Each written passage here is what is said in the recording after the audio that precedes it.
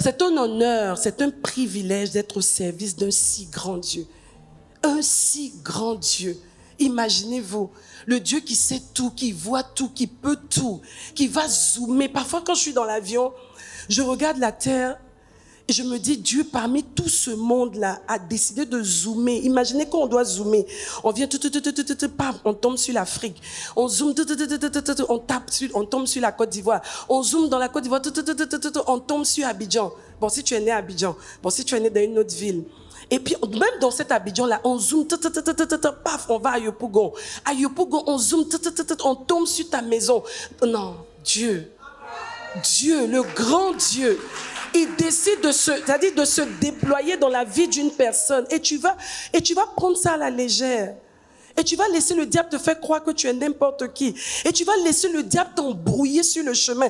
Et tu vas laisser le diable te faire passer à côté de ta destinée. Ce n'est pas possible. Dis ça, ce ne sera pas mon partage.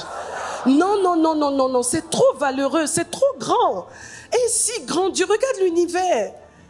Il décide que moi je t'aime, je décide d'arriver chez toi. Il te fait la cour, il te manage, c'est-à-dire il te supplie, accepte-moi. J'ai quelque chose de bon pour toi, viens, on va faire des choses extraordinaires. Moi aujourd'hui quand je regarde ma vie, je me dis mais si je n'avais pas donné ma vie à Jésus, si je n'avais pas donné ma vie à Jésus, et pourtant, j'étais dans des prétentions, des études de ceci, cela. J'étais sûre que moi, je vais réussir. Ah, dans ma vie, si, je vais m'en sortir. Mais je serais où? Dans quel prototype de réussite? Il y a des gens qui sont là, qu'on voit comme ça, on a l'impression qu'ils ont réussi. Mais c'est la tristesse la plus profonde dans leur âme. Vous voyez des femmes qui sont maquillées, habillées, des hommes qui sont dans de grosses voitures. Mais Dieu seul sait la souffrance qu'ils ont. Parce que tant que tu n'as pas retrouvé le but de ta vie, tu es en souffrance. Qu'on nous le dise, qu'on vous le dise, personne, même si les gens veulent le cacher, c'est faux. Tant qu'un être humain qui a été créé à l'image et à la ressemblance de Dieu ne retrouve pas le but de Dieu, il ne peut pas s'en sortir. Aucun équilibre n'est possible.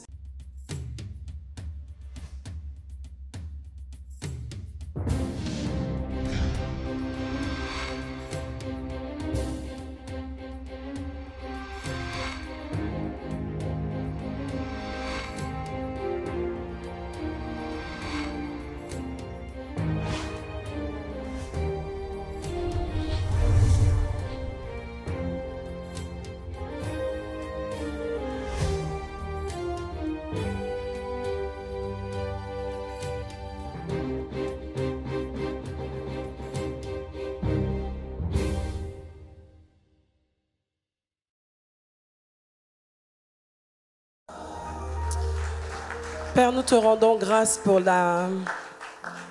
l'adoption dans ta famille en tant que fils et fille de ce grand Dieu que tu es. Extraordinaire amour tu as manifesté à notre égard. Et chaque jour nous sommes émerveillés, nous sommes impressionnés, Seigneur, de découvrir l'ampleur et l'immensité de ton amour et de ton regard sur notre personne. Merci pour ta fidélité. Ce matin, est-ce que toi-même tu peux acclamer Dieu pour l'amour que Dieu t'a manifesté, pour que tu deviennes enfant de Dieu et tu l'es, pour que tu sois appelé enfant de Dieu et tu l'es. Dis, je suis un enfant de Dieu. Alléluia. Que Dieu te bénisse. Et j'aimerais vraiment bénir le Seigneur. Comme le disait le révérend tout à l'heure, en fait. La révélation de notre appel, la révélation de l'amour que Dieu a manifesté pour nous, nous emmène à comprendre et à avoir la révélation du lien que nous avons avec Dieu et de la réponse que Dieu attend de nous par rapport à l'appel qu'il a placé sur nos vies. Moi, je bénis le Seigneur parce que avoir un bon père spirituel, un bon coach spirituel, ça t'aide à entrer dans ta destinée. Comme il disait, tu peux passer toute ta vie sur la terre, fréquenter une église et dramatiquement aller en enfer. Et pourtant, Dieu seul sait tout ce que tu as investi, des jours, des semaines, des jeûnes, mais sans que cela ne puisse t'emmener au but ultime. Je vous encourage vraiment à réécouter Kabod, à réécouter les messages. Le premier jour, le premier message était tellement fort, tellement tonitruant, comme si Dieu tirait sur la sonnette d'alarme pour amener chacun d'entre nous à l'essentiel. Je bénis Dieu pour la sensibilité du révérend Raoul Wafo. et pour son coaching, pour son leadership sur cette église, le Temple de la foi, et dans la vie de milliers de personnes qui sont en train de se positionner dans leur couloir et de performer pour la gloire de Dieu, pas pour leur gloire, mais pour la gloire de Dieu. Je bénis Dieu pour cela, au nom de Jésus.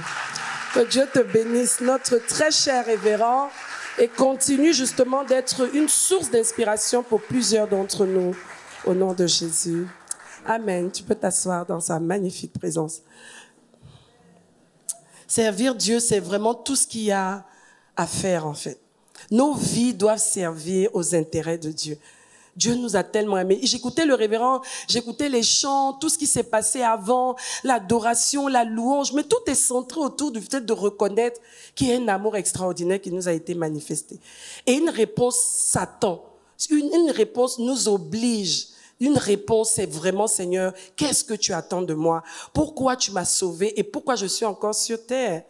On aurait pu être né de nouveau et puis, pouf, tout de suite, dès que tu nais de nouveau, tu disparais, tu es enlevé. Mais si Dieu nous garde sur la terre, c'est parce qu'il y a un but. Et avec ma petite expérience, je me suis rendu compte que beaucoup de personnes qui n'arrivent pas à servir vraiment les intérêts de Dieu finissent par se perdre en route. Qui a dit, tu vois des personnes qui sont très engagées, très spirituelles. Et puis à un moment donné, la vie décline complètement. Ils se retrouvent dans des travers qu'on n'aurait jamais pu imaginer, jamais même pu prophétiser ou même, je sais pas, présager. Et puis la personne se retrouve dans un déclin terrible. Généralement, c'est qu'à un moment donné, on a perdu justement le but ultime de nos vies, c'est-à-dire servir aux intérêts de Dieu. Alors, comme on est dans l'after kabod, le thème de ce matin, c'est la clé du service. La clé du service. Servir Dieu. Est-ce qu'il va nous maintenir dans le fait d'être utile entre les mains de Dieu et laisser cette huile-là couler dans nos vies pour que notre moteur soit toujours bien huilé, que notre moteur soit toujours avec une bonne huile. Vous savez, quand une voiture a fait un certain nombre de kilomètres, il faut qu'on fasse sa vidange, n'est-ce pas? Et s'assurer que l'huile est de bonne qualité pour que le moteur continue de bien fonctionner. Nous avons parlé de l'huile de la grâce, c'est ça, pendant Kabod. C'était le thème. Mais si nous voulons que cette huile-là continue de se manifester, de couler, nous devons être dans le couloir où Dieu nous appelle. Nous devons être en train de faire les bonnes œuvres que Dieu a préparées d'avance pour nous. Dis à ton voisin, c'est ça. C'est ça. L'huile de la grâce, c'est vraiment pour satisfaire les buts de Dieu et atteindre ses objectifs. Romains 14, versets 16 à 17.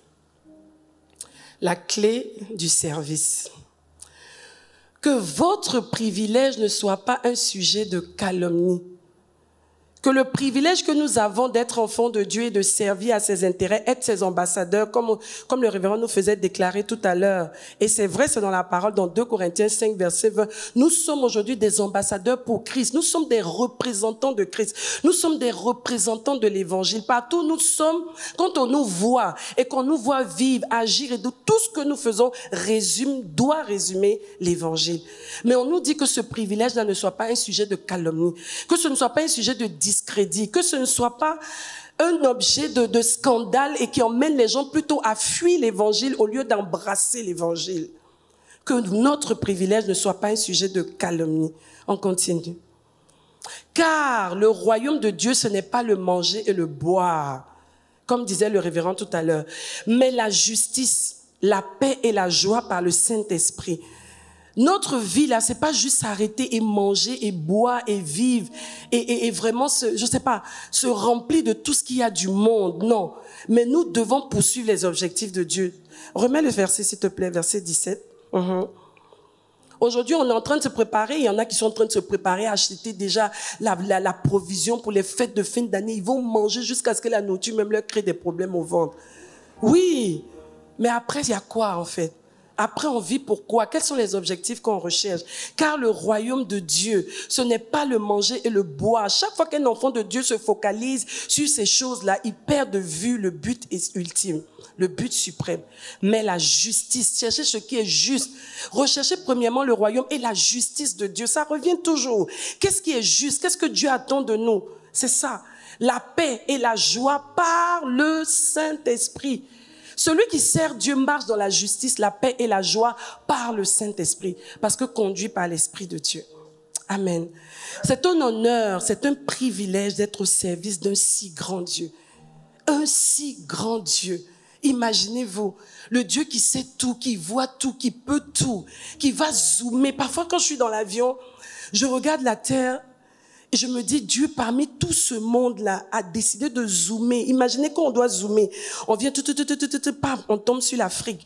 On zoome, on tombe sur la Côte d'Ivoire. On zoome dans la Côte d'Ivoire, on tombe sur Abidjan. Bon, si tu es né à Abidjan. Bon, si tu es né dans une autre ville. Et puis, même dans cet Abidjan-là, on zoome, paf, on va à Yopougon. À Yopougon, on zoome, on tombe sur ta maison. Non, Dieu, le grand Dieu, il décide de se déployer dans la vie d'une personne. Et tu vas prendre ça à la légère. Et tu vas laisser le diable te faire croire que tu es n'importe qui. Et tu vas laisser le diable t'embrouiller sur le chemin. Et tu vas laisser le diable te faire passer à côté de ta destinée. Ce n'est pas possible. Dis ça, ce ne sera pas mon partage. Non. C'est trop valeureux, c'est trop grand. Et si grand Dieu, regarde l'univers. Il décide que moi je t'aime, je décide d'arriver chez toi. Il te fait la cour, il te manage, c'est-à-dire il te supplie, accepte-moi. J'ai quelque chose de bon pour toi, viens, on va faire des choses extraordinaires. Moi aujourd'hui quand je regarde ma vie, je me dis mais si je n'avais pas donné ma vie à Jésus, si je n'avais pas donné ma vie à Jésus, et pourtant j'étais dans des prétentions, des études de ceci, cela, j'étais sûre que moi je vais réussir dans ma vie, si je vais m'en sortir. Mais je serais où? Dans quel prototype de réussite? Il y a des gens qui sont là, qu'on voit comme ça, on a l'impression qu'ils ont réussi, mais c'est la tristesse la plus profonde dans leur âme. Vous voyez des femmes qui sont maquillées, habillées, des hommes qui sont dans de grosses voitures, mais Dieu seul sait la souffrance qu'ils ont. Parce que tant que tu n'as pas retrouvé le but de ta vie, tu es en souffrance. Qu'on nous le dise, qu'on vous le dise, personne, même si les gens veulent le cacher, c'est faux. Tant qu'un être humain qui a été créé à l'image et à la ressemblance de Dieu ne retrouve pas le but de Dieu, il ne peut pas s'en sortir. Aucun équilibre n'est possible. C'est pour ça que les gens se retrouvent. Ils ont compté sur leur diplôme, ils ont compté sur l'argent, ils ont compté sur leurs relations, ils ont compté sur leur beauté. Après, ils sont déçus, ils sont déprimés, dépressifs. Et après, les gens sont prêts même à se suicider. Pourquoi ? Parce que les gens n'ont pas reçu, ils n'ont pas compris le but. Tu es sur la terre, tu avances et tu te rends compte que rien ne donne. En réalité, on est obligé de faire du maquillage, on est obligé de faire de l'habillage, mais en réalité, c'est du pipeau. Il n'y a rien derrière. La seule vie qui est digne d'être vécue et qui a du prix, c'est la vie en Christ. Attends, le révérend a dit quelque chose que j'ai noté tout à l'heure, c'était trop fort. Ta vie n'est pas évaluée par l'argent que tu possèdes, mais elle est évaluée par ce que tu décides d'en faire. Oh mon Dieu, que Dieu nous aide à orienter nos vies de la meilleure des manières, celle que Dieu attend de nous, au nom de Jésus. Oui. Le service ici, pour nous, c'est un avantage. Recevoir de Dieu un appel, un mandat, c'est une grande responsabilité, mais c'est une belle responsabilité. Parce que Dieu ne nous abandonne pas, il nous accompagne dans ce qu'il veut faire avec nous. Et ce qui est beau avec Dieu, c'est que quand tu décides de servir aux intérêts de Dieu, Dieu même t'étonne. C'est-à-dire, tu te dis, tu n'as pas les capacités. Tu te dis, tu n'es même pas à même de faire ce qu'il te demande. Mais quand tu acceptes et que tu vois comment Dieu t'utilise, toi-même, tu t'arrêtes, tu te dis, non, c'est incroyable. Est-ce que c'est encore moi, en fait? Mais c'est Dieu. Il avait juste besoin que tu dises oui et qu'il fasse ce qu'il a à faire. Et ce matin, nous voulons lui dire oui, oui, oui, oui. Encore oui. Et plus de oui, Seigneur. Et le service dont on va parler ici inclut justement le fait d'œuvrer à l'expansion du royaume des cieux, naturellement, dans notre environnement en tant qu'ambassadeur de Christ, de service à l'église. Comme disait le révérend, tu ne peux pas être né de nouveau et tu ne fais rien pour l'avancement de l'œuvre. Il y a un problème. Le service dans une organisation chrétienne, ça peut pas être forcément dans une église structurée comme celle-ci. Tu peux être dans une organisation comme la Zoé Team. En tout cas, être quelque part où tu œuvres pour l'avancement de l'œuvre de Dieu. C'est de ça qu'il est question, dans l'accomplissement du but suprême de ta vie. Amen. Le service est donc une clé pour maintenir la grâce sur nos vies, comme je disais. C'est une clé. Éphésiens 2, verset 10 dit que nous avons été recréés en Jésus pour de bonnes œuvres que Dieu a préparées d'avance afin que nous les pratiquions. Sur le livre de nos œuvres, est-ce que c'est coché? Est-ce que tout ce qu'on devait faire, comme disait le révérend, pour 2024 a été fait? C'est bien quand on nous dit que dans 16 jours, On a encore beaucoup de choses que Dieu peut faire, mais dans 16 jours, on a encore beaucoup de mises à jour qu'on peut faire pour être sûr qu'en 2025, on n'aura pas de regrets. C'est ça. Il y a un cahier de bonnes œuvres, comme disait Papa Karambiri. Généralement, nous, on présente le cahier des besoins. Je veux ça, je veux ça, je veux ça. Mais Dieu veut quoi? Dieu veut quoi? C'est la priorité, c'est d'abord ce que Dieu veut. Et pendant que nous serons en train de faire ce que Dieu veut, Dieu fera ce que nous voulons. Si ça entre dans sa volonté, bien entendu. Premier point, servir donc Dieu avec sincérité et fidélité. Josué 24, verset 14. Maintenant, craignez l'Éternel et servez-le avec intégrité et fidélité. Faites disparaître les dieux qu'ont servi vos pères, c'est-à-dire tout ce que vous avez connu avant, tout ce que l'éducation, la culture et tout ce que cela nous a montré. Nous devons nous départir de ça pour apprendre à craindre Dieu et à le servir en toute intégrité et fidélité. Faites disparaître les dieux qu'ont servi vos pères et de l'autre côté du fleuve et en Égypte et servons l'Éternel. Tout ce qu'on a connu dans le monde, il faut qu'à un moment donné, on puisse s'en départir totalement pour ne faire que ce que Dieu demande et le servir en toute intégrité. L'intégrité, c'est quoi? C'est le fait de faire des choses avec un cœur franc. Je suis intègre. Je fais les choses avec sincérité. Je fais les choses avec un cœur qui n'est pas déguisé. Je ne fais pas semblant. Je ne fais pas les choses parce que je n'ai pas le choix ou bien bon, je veux atteindre un objectif. Donc j'entre dans un moule qui n'est pas véritablement ce que je suis. Dieu veut qu'on le serve avec un cœur vrai. Beaucoup de personnes à l'église sont dans le service, mais souvent ce n'est plus le cœur vrai. C'est une religion, c'est juste une habitude. Bon, comment je vais faire pour leur dire que je ne veux plus faire ça? Est-ce qu'ils vont pas mal prendre? Est-ce que? On finit par entrer dans des choses de tout cœur, mais finalement on perd notre sincérité en route. C'est pas normal. Sincérité et fidélité implique de servir avec un cœur franc, non déguisé et avec constance dans son engagement. Moi, je suis toujours impressionnée de voir des personnes qui décident d'entrer dans un couloir parce que Dieu les a appelés et tu les trouves dedans même 15 ans, 20 ans plus tard. C'est ça qu'on appelle la fidélité.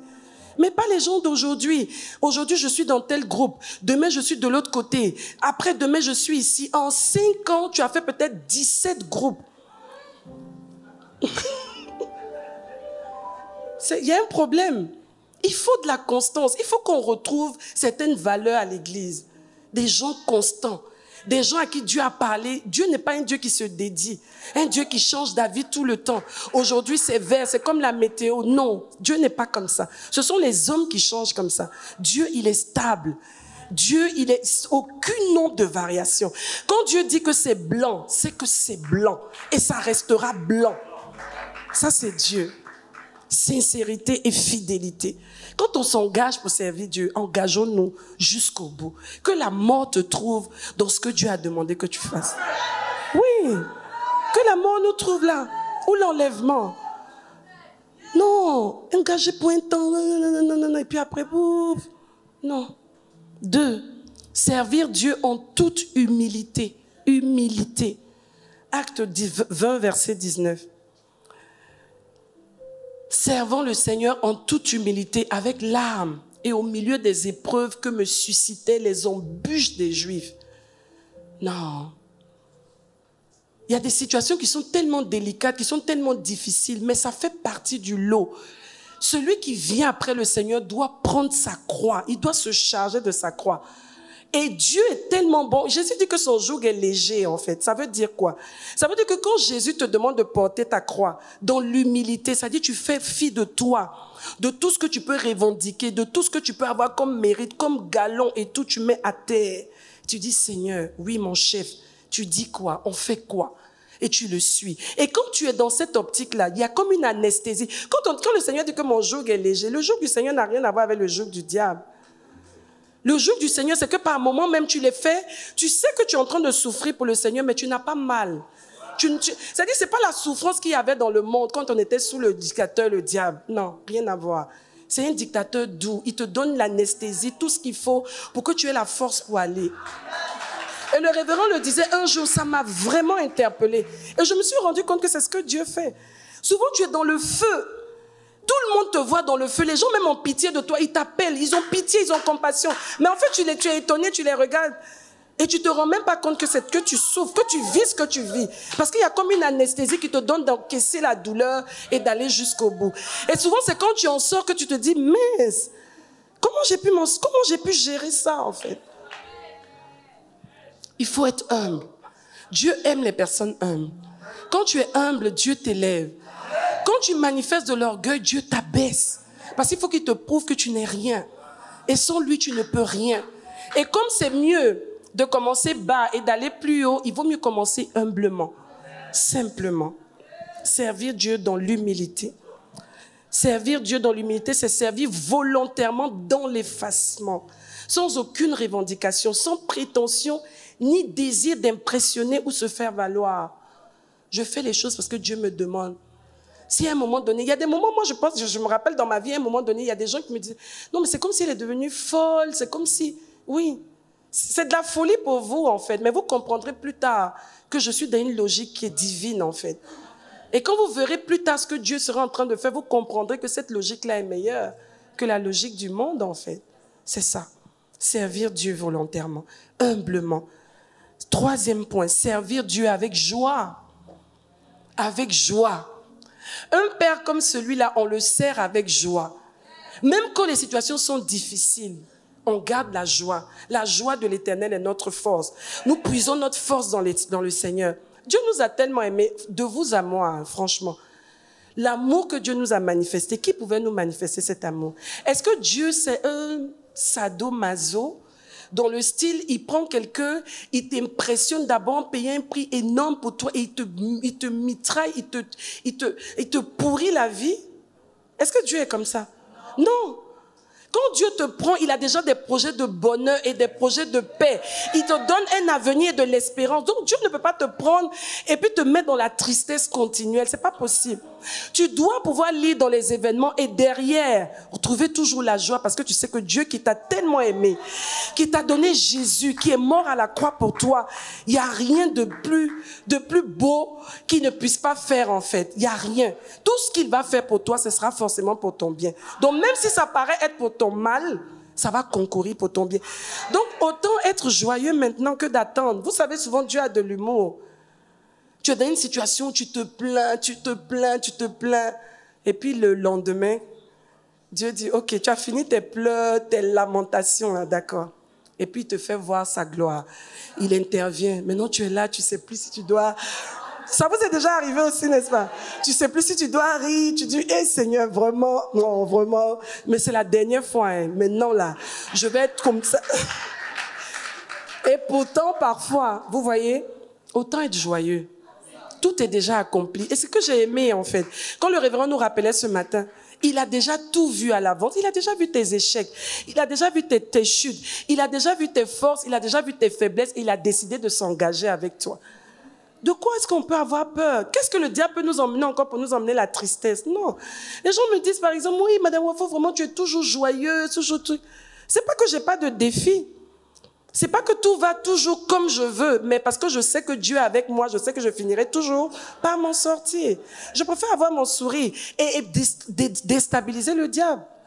C'est même plus quand j'ai les défis, même que tu vas me voir rire jusqu'ici. Parce que je me dis, non. Il n'y a rien qui vaille que je puisse me mettre un truc et commencer à douter de mon Dieu. Il est trop bon. Dieu, il est trop bon. Nous devons manifester la joie. La Bible dit dans Psaume 100, verset 2, « Servez l'Éternel avec joie.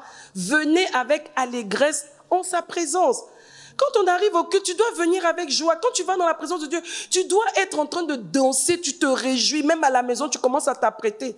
Non, tu ne vas pas à un supplice. Personne ne t'oblige à venir. Quand tu viens parce que tu sais que Dieu est bon. Et comme tu viens rencontrer Dieu bon, tu es dans la joie de le rencontrer. Quand on va rencontrer quelqu'un de bien, on est toujours joyeux. Moi, j'ai jamais vu quelqu'un qui va rencontrer quelqu'un qui lui fait du bien et qui est triste. C'est pas possible. Généralement, c'est quand tu sais que ça va être vraiment compliqué là-bas que tu es déjà triste en partant. Trouver toujours un plaisir à servir, même dans les moments difficiles. Quatrième point, se consacrer à Dieu entièrement pour le servir.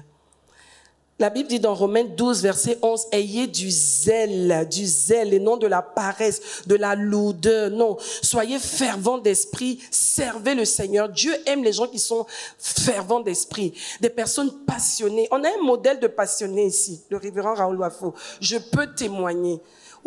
Parfois je lui dis non, il faut que tu te reposes. Il me dit non, je ne peux pas me reposer parce que le Seigneur m'a pas encore donné le truc, m'a pas encore donné le go pour ça. J'ai des choses à faire. Il y a des choses qui me sont... Il commence à prendre son téléphone, il note. C'est ce que Dieu aime. Des personnes qui sont vaillantes d'esprit, ferventes et passionnées. Dieu a été passionné pour nous. Ce qu'il a fait payer comme prix, c'est de la passion qu'il a manifestée. D'où le nom du film même qu'ils ont fait pour narrer et relater la vie de Jésus, la passion du Christ. Il fallait de la passion pour accomplir cette œuvre à la croix. Et la réponse que nous devons donner à Dieu doit être une réponse passionnée. Elle peut pas être une réponse mitigée, une réponse... La Bible dit quoi? Ceux qui sont ni chauds ni froids, je les vomis. Dieu n'aime pas la tiédeur. Soit tu es froid, tu restes dans le monde, tu fais tout ce que tu as fait, tu arrives là, tu es zélé et tu es engagé.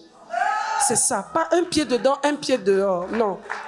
Non. C'est pour ça qu'il dit, vous tous qui êtes fatigués et chargés, il attend que tu sois fatigué. Mais si tu n'es pas fatigué, non. Parce qu'il faut que tu sois fatigué, comme ça quand tu arrives, tu t'engages à fond. C'est ça.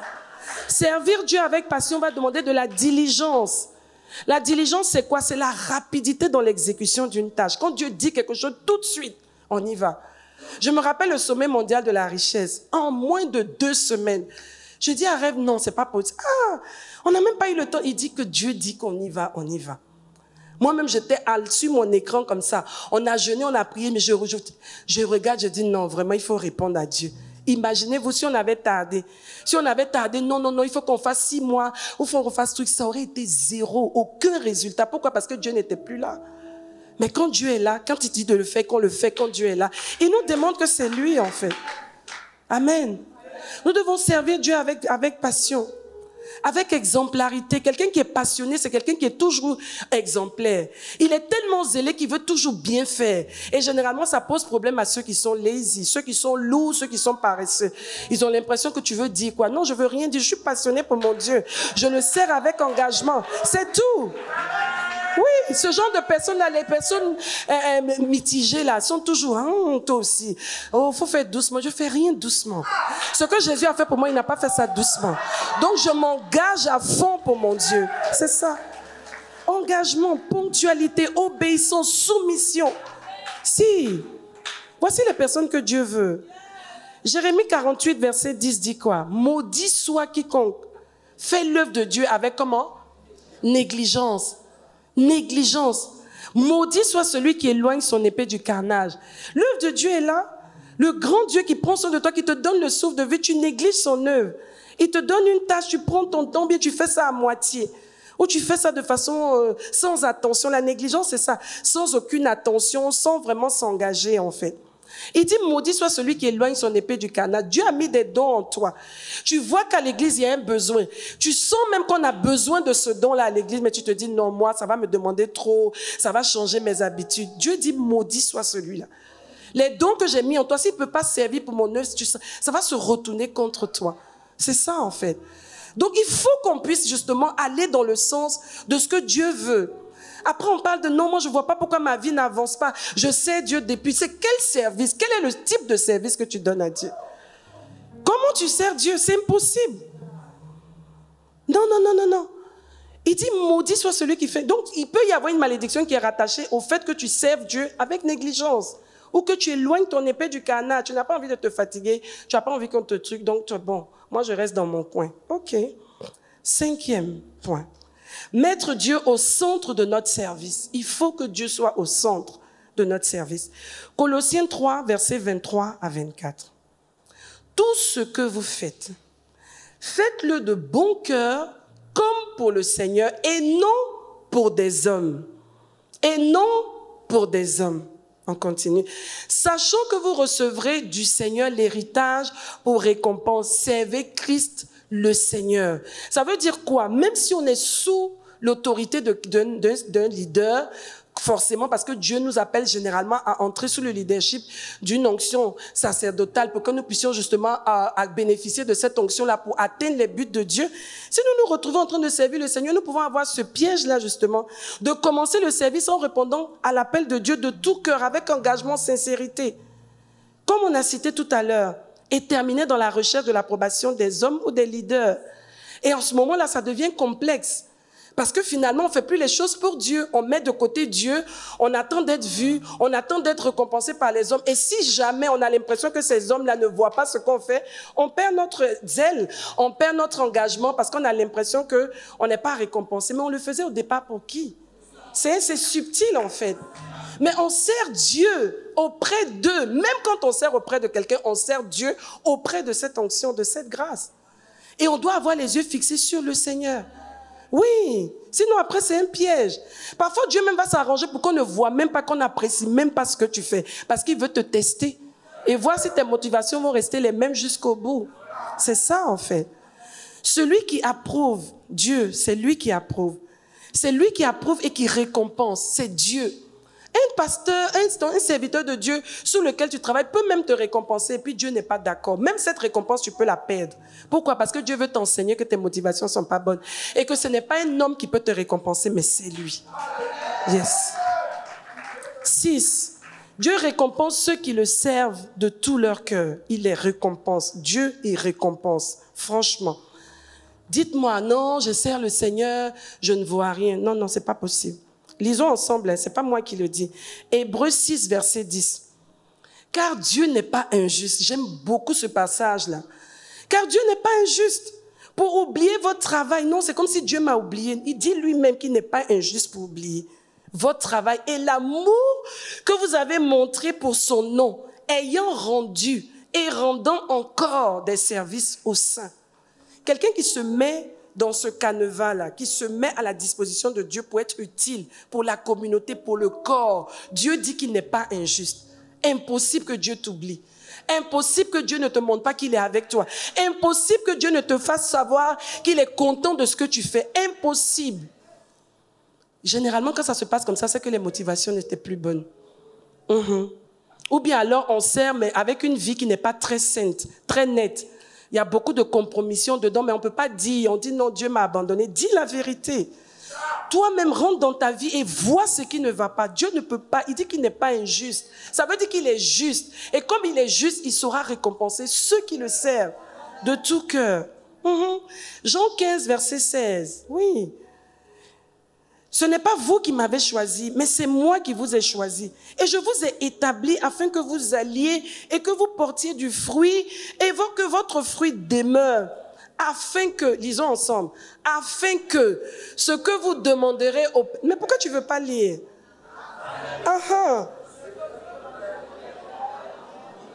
Non, non, non, on doit bien lire ça. Ça, c'est très important. Afin que... Il vous le donne. Les mots dans la Bible ont tout leur sens. Ce n'est pas des mots qu'on place comme ça. Ça a tout son sens. Si tu portes du fruit, que tu es utile à ton maître, il dit tout ce que tu demanderas en son nom, il va te le donner. Ce n'est pas fini. C'est lui qui récompense. Celui qui sert les intérêts de Dieu se qualifie pour être au centre de son attention et de ses faveurs. J'ai tellement vu ça. Tu es quelque part, tu as un besoin, personne ne sait. Dieu parle à quelqu'un spécifiquement pour toi, pour venir régler le problème, pour t'envoyer un clin d'œil du ciel pour te dire, j'apprécie ce que tu fais. Je suis fier de toi, je suis avec toi. C'est ça Dieu. 7. Servir avec désintéressement. Désintéressement. Tu me diras, oui, peut-être que ça ressemble à ce qu'on a déjà cité. Non. Le fait de servir Dieu avec désintéressement, on va prendre comme passage de référence Matthieu 6, verset 24. Nul ne peut servir deux maîtres, car ou il haïra l'un et aimera l'autre, ou il s'attachera à l'un et méprisera l'autre. Vous ne pouvez servir Dieu et Mammon.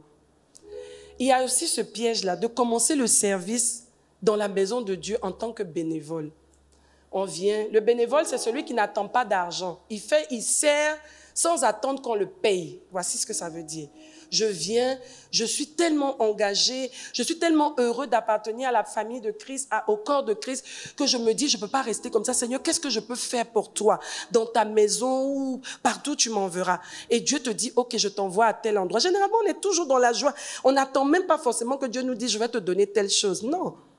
C'est la réponse qu'on a à apporter à Dieu, n'est-ce pas? On est content. Oh oui, ma vie sert à quelque chose. Je me lève le matin, je fais telle chose pour l'avancement de l'œuvre. Mais d'où vient-il qu'après, on cherche maintenant à être payé? Quitter du bénévolat pour arriver au mercenariat. Le mercenariat, c'est ce qu'on demande. C'est quelqu'un qui demande qu'on le paye pour le service. Maintenant, tu commences à calculer. Non, on devait me donner l'argent, on devait acheter tant pour moi, on devait faire telle chose pour moi. Mais ça a commencé quand? Ça a commencé quand? Parce que si ça faisait partie du contrat, dès le début, Dieu allait te dire, je vais t'employer pour telle chose, tu vas me servir, mais voilà ce que je vais mettre à cœur qu'on te donne dès le départ. Ça n'a pas été négocié comme ça. Tu es venu comme un bénévole. Oh non, généralement c'est moi, je veux juste servir. Donnez-moi juste la place pour que je puisse servir. Mon cœur bat pour le service. Oh, moi je veux chanter. Oh, moi je veux juste servir. Oui. Après, non, mais ici, là même, on sert depuis, on ne nous donne rien. Ah bon? Et c'est là où le cœur est corrompu. Ou bien quelqu'un à côté commence à te mettre des choses dans la tête. Avec tous les milliards que votre pasteur a là. Vous êtes là-bas, là même, on vous donne combien? C'est comme ça que ça commence. Puis toi aussi, tu es là, tu dis oui. Quand le révérend fait un témoignage, tu dis, dans les combien de millions là? S'il enlève même 500 000 pour me donner. Oui, soyons vrais. Le message continue. Toi, tu es déjà bloqué sur... papa vient d'avoir une entrée. Mon Dieu. Normalement, si c'est un homme qui a de la miséricorde en lui, tu vois, normalement... Et généralement, les gens oublient que parfois même Dieu utilise l'homme de Dieu. Pendant qu'il n'y avait pas de contrat, utilise l'homme de Dieu pour faire des largesses, des bénédictions, acheter des costumes, acheter plein de choses. Mais généralement, les gens ne citent jamais ça. C'est que non, j'ai pas de salaire. Mais qui peut donner un meilleur salaire que Dieu? Est-ce que vous savez que quand tu as l'esprit du mercenaire, même quand tu finis par te donner l'argent, tu ne fais rien de bon avec? L'argent là ne suffit pas. Tu paies même l'argent, on te vole. Tu achètes le portable, ça reste dans le Warren. Ça reste dans le Yongo.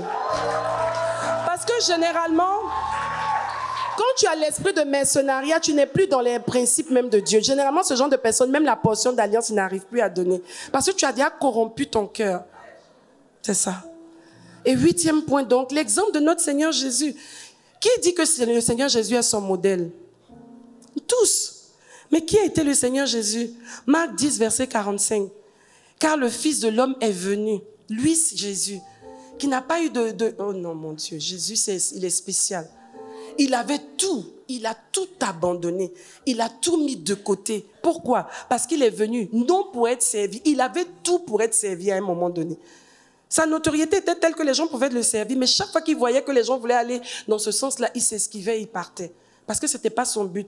Il était venu pour servir, non pour être servi, mais pour servir et donner sa vie comme la rançon de plusieurs. Est-ce qu'il peut compter sur nous pour continuer justement ce style de vie là sur la terre au travers de nous?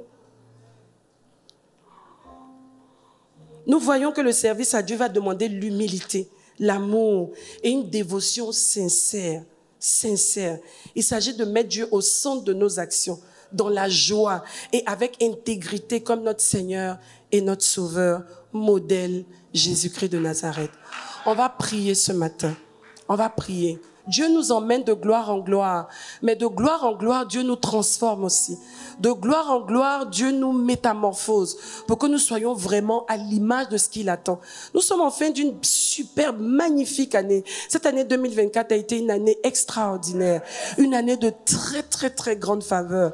Mais dans toute cette grande faveur, est-ce que Dieu peut se réjouir de notre engagement et de notre dévouement pour son œuvre?